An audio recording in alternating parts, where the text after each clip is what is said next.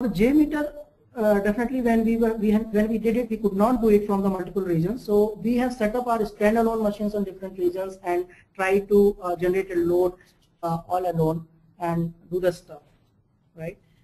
Then the other part was if you are having a master-slave model, right, and we are having a control and agents. The other problem we face, because there is a lot of communication happens between there is a lot of communication happen between control and agents. A lot of communication happens between it.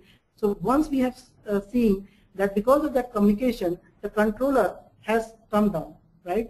The reason was because the instance, the selection of instance which we have used, it was large instance, but large instance was not sufficient for that purpose. So when we use an extra large instance, then only it has solved the problem. So we need to be really careful when we are selecting the instance type on the Amazon cloud.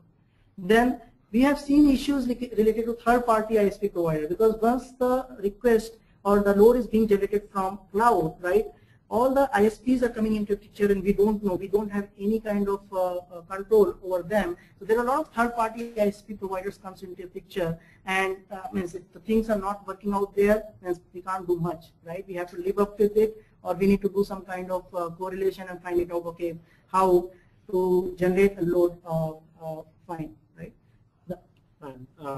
Next thing I like to discuss is security on the cloud, and many says like security is key vulnerability for cloud-based services, but there are advanced options available in the cloud-based services, like creating a VPC where you can set up your own load generators, configure your own router settings. So if you feel confident like your environment setup on-premise is secure, you can do the same with cloud as well. So I can say like security in cloud is not an issue.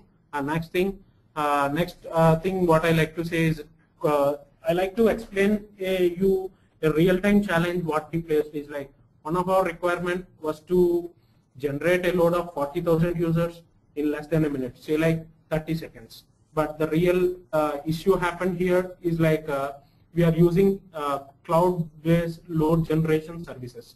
So actually these services do in a way like once you launch an instance, you launch a load generator, they will initiate the instance on the cloud, assign the users, create the software and run it. So it takes some initial delay that is being induced in our load generation model, that is causing the requirement to fail of creating 40,000 users in less than a minute.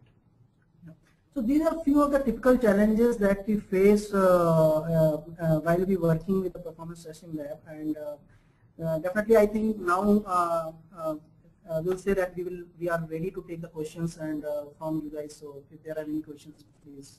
Yeah. So I think from our end, we believe we've tried to talk about what we wanted to. We wanted to show something that we think we did, and we also spoke about some of the challenges which transcends across security and data recovery, and also some of the real-time experiences that we faced.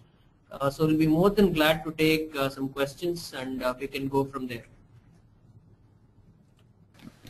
Certainly. I have received a couple of questions.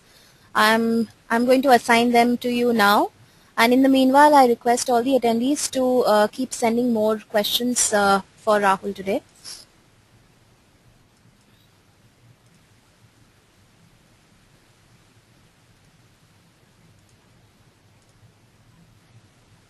Rahul, please let me know once you view the question on your questions window. Yeah. So I'll read out the question so that which cloud platform is using this workshop as a practical experiment?